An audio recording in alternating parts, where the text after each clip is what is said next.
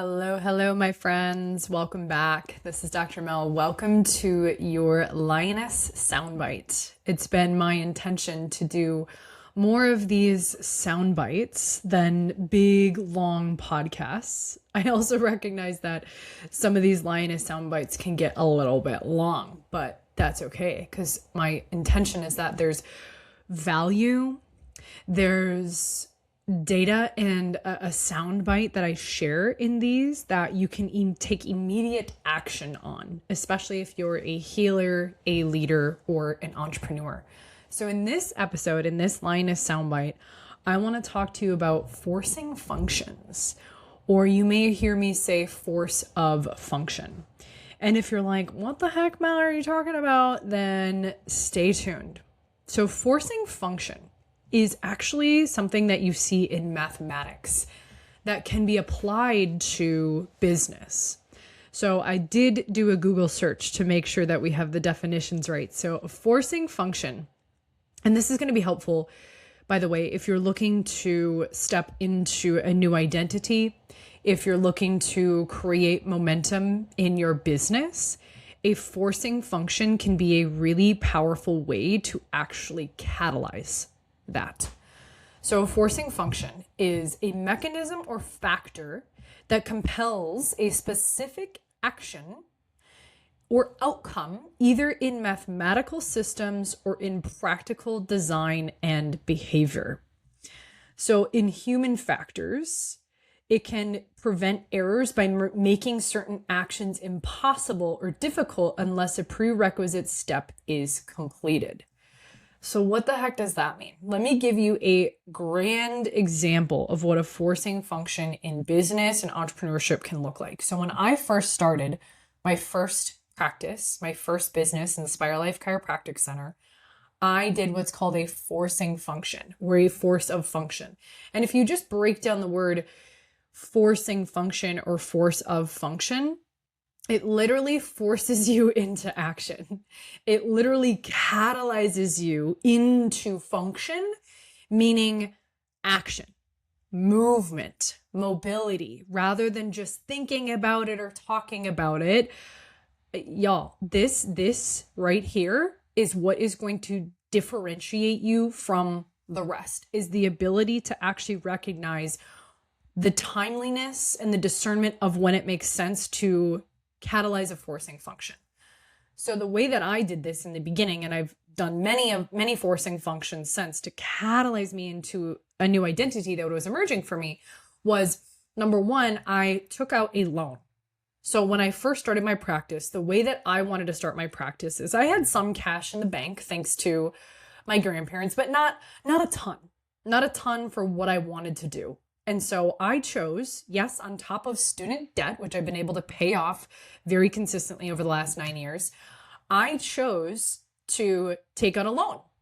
And in order for me to take out that loan, I had to get a cosigner who would put up collateral for the loan.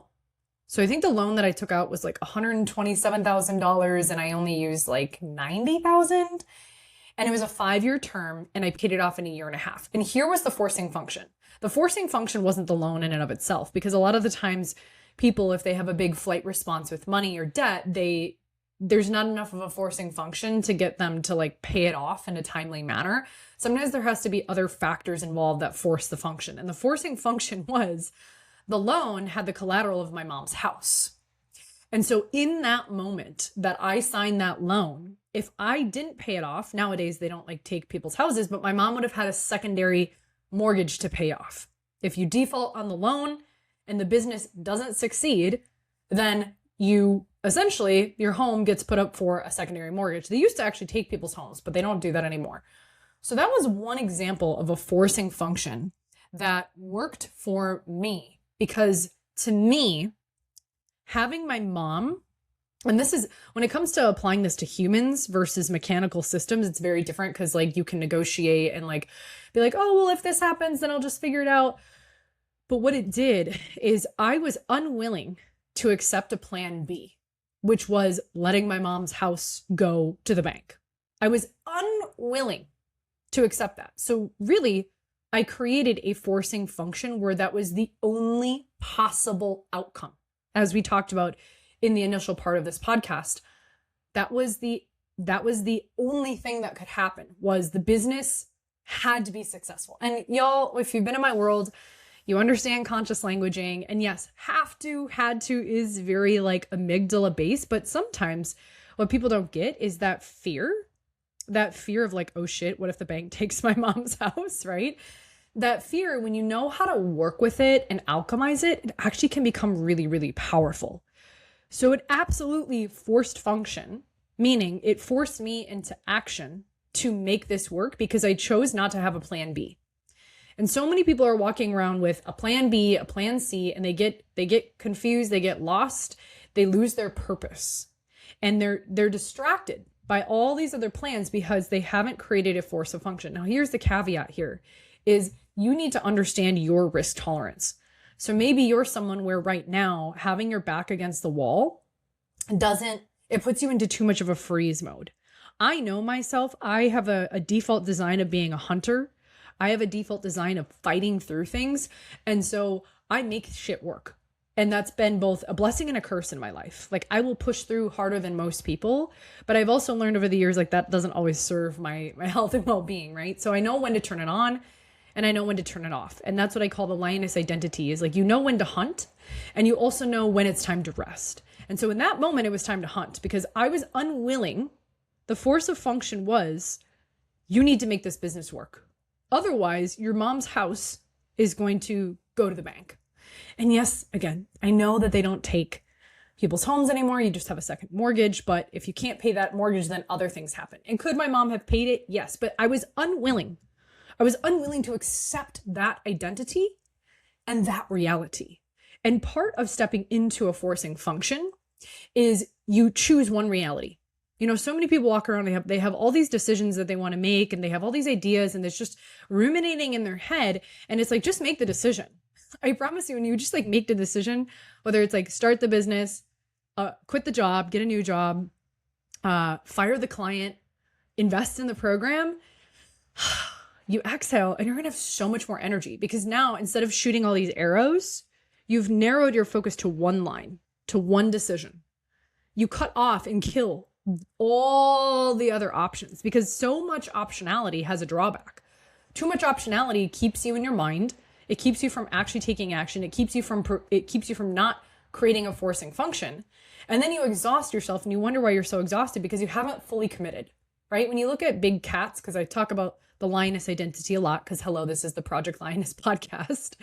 Or if this is the Lioness Sound Bite, we talk about the lioness identity. You don't see lionesses like running around to all these different animals. When they hone in on one animal to hunt, they are fucking locked in and they will stalk their prey for hours. And I was talking to a client about this. Lionesses, like you don't know big lionesses, jaguars, big cats. You don't know that they're hunting you until like you're almost dead. And so they're stealthy and they know when to pounce and when to hold back, but they're still locked in. They're focused, right? They're hella focused. Do they rest? Yes. Do they feed their young? Yes. Do they take big cat naps? Yes. I think lions and lionesses sleep more than they don't. Big alpha predators sleep way more than they're hunting. But when they're on, they're fucking on. And so many of you, and people who aren't my clients yet, but yeah, should be, love you and like jump in here. You have a lot of ideas ruminating and you have a lot of talk, but you're not actually like creating a forcing function. So let's talk about what are some ideas of a forcing function. Well, one, usually a forcing function is going to feel uncomfortable. And the resistance, my friends, is the actual medicine. So many people avoid resistance and they want things to like feel good all the time. But when you think about narrowing your focus and narrowing the energy to make a decision, you're going to have all that energy show up and it's going to feel uncomfortable. And that resistance is the cure. That resistance is actually the feedback loop that you're on the right track. And the way that I describe it in my programs is like, it feels like a 60% exciting and 40% like, holy shit. Because if you don't have enough fear, then you're not going to take it seriously. So a forcing function can look like quitting your job. A forcing function can look like signing a loan for a business. A forcing function can be signing a lease. That was another thing I did, is my business did not feel real. Even taking out a loan, it still didn't feel that real, because let's be real, like, you can take out loans and, say you have a business but not have any cash flow. My business didn't feel real until I signed the lease, because now I got all this money in the bank, but it's not really mine. It's the bank's money. And it's not really the bank's money. It's a bunch of other people's money, because banks take your money and lend it out to other people. Let's just be real in this podcast, right? That's what this is all about, is raw, bold, raw, real truth. It didn't feel real until I was like, oh shit, I got to pay rent. So I got to start making some money. I got to start serving people. And I was serving people at that time, but I was serving people out of my mom's basement, charging like $35 a session. So my business didn't feel real until I did another forcing function, which was sign the lease. And now it's like, oh, now it's go time. And that was January 22nd, 2017. And I've never looked back since. Another forcing function can be hiring someone. So now you've got people on payroll. Now you've got people that depend on you to pay for their lifestyle. Another forcing function can be investing in a coach and not backing out. Meaning, you're using the investment into your future identity, right? Because that's really who's doing the investment, is your future self, pulling this current identity into your future self. When you actually lean into that identity, an investment in that way can feel like a massive portal of initiation. Because the old version of you that is letting the fear run the show comes up with all these negotiations and excuses of like why you shouldn't, whereas your future self is already 10 steps ahead of you. And so when you can invest from there and seeing investments as a forcing function, then what that does is it actually pulls you into a new identity and you collapse time. So this is why I have worked with mentors ever since I opened. I've worked with various mentors ever since I opened for the last 10 years, and I've hired different coaches. I've invested in different programs because I know how the game works. And sometimes, I'm generating more revenue than these people, but they have something that I don't know yet, and I want to learn from them. So eventually it doesn't become like who's making more. It becomes who has more wisdom and knowledge that can help me get to my next version of myself as a leader. And so when you can invest from your future self, that also is a forcing function. And what the investment does is it totally catalyzes you when you release that energy from your bank account or from your credit card to someone else. Now, I have a standard where I don't carry credit card debt. I don't think debt is good, bad, right, wrong. It's just my standard. I don't carry a certain amount of credit card debt. I will choose to carry other forms of debt because I've learned how to leverage debt. And if you want to learn more of how to heal your wealth wounds and heal your debt and destroy debt like a Jedi, then you're definitely going to want to join my $1 Million Nervous System 30-day experience, which I'll drop that in the show notes here. But what I choose to do in my standards is I choose to not carry credit card debt. So when I invest in mentorship, could be hundreds of dollars, could be thousands of dollars. That to me puts me into a state of being, right? Future identity, a state of being where I'm forcing a function of a new identity that's coming online. And so when I do that, it's way easy for me to command a price from people who pay me. It's way easy for me to command an energy state of an investment if I've done that as well, because I've created my own forcing function, meaning, okay, now it's go time. Like, because I've created a standard of, similar to my mom's house situation, the collateral, I refuse to carry credit card debt. And so it puts me into a forcing function and I become that person that I've always wanted to be, even before the program starts. Right? And I think this is fun when you can start to see things this way is when you see investments as a forcing function, it really actually catalyzes the actions you've kind of been avoiding in the first place. You're like, okay, now it's go time. And there's a caveat here, like I said, where you have to know your own risk tolerance, because we also don't want you to go into such a hard forcing function that it puts you into freeze mode and you can't take any action. So that's why I like the rule of like 60-40. You're 60% excited and you're like, oh my gosh, this is awesome. I can feel my new self coming online. I can feel this, like who I am becoming in the process. And when you can act from that place of being and becoming, then everything that you desire starts to magnetize around you with way less effort. Doesn't mean you're not taking action, but you're operating from a different frequency and inner posture.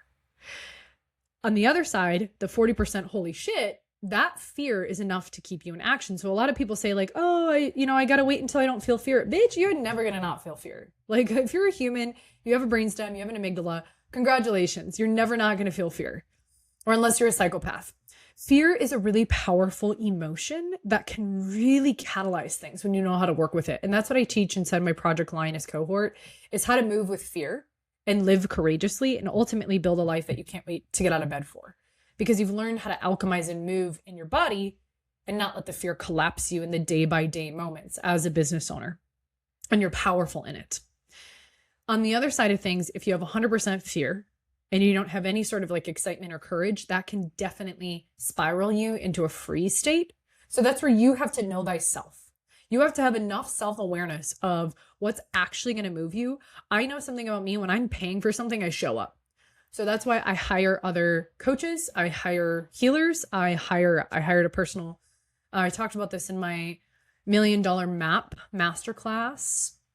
I this year have hired a personal trainer and I pay them a good chunk of money because I know I'm going to show up. So that's another form of a forcing function. And now you may not be at a point where you can invest $40K into a mentor. You may not be at a point where you can invest $500 to $700 for a personal trainer a month. That's not what I'm saying. The point is, can you have some skin in the game that's going to pull you through and create that forcing function? Can you do that and see fear as an initiator, see the investment as an initiator, see the resistance as an initiator? Because the very thing that you seek often exists in the very thing that you avoid. And so people, if they don't get that concept, they'll run around and do all these other things that's not really moving the needle forward. It's not helping you hone in on your hunt. You're just like chasing a bunch of prey animals that really aren't actually moving the needle in alignment with your values. So I digress. Forcing function. This is how you can build massive momentum in your life and how you can feel alive in the process and learn how to work with fear very differently and start to invest and act from your future self. Imagine what life would be like if you could do that and invest from the realm of possibility versus the patterns and stories of your past. Imagine what your life, relationships, and your business could look like. And if this is something that you want to learn more of and master and unlock your superpowers from within and transform, the shame and the emotions that we carry that sometimes get and sink and seep into our daily life. If we want to learn how to transform that to your superpower, become unfuckwithable and invest powerfully, move powerfully, act in your business and take risks courageously, then you're definitely going to want to join my 30-day $1 Million Nervous System experience. We start October 1st. I'll drop the link in the show notes. You can join early because you know me, I'm dropping gems in there early. We're getting the pre-game going. And we're actually going to have a special pre-game masterclass all about building your money matrix so that you can feel powerful as you start to grow your business, you start to generate revenue and serve people. You know exactly what to do with it. And your future self will thank you. So click the link below, join us in the 30-day experience, my friends, and I'll see you on the inside.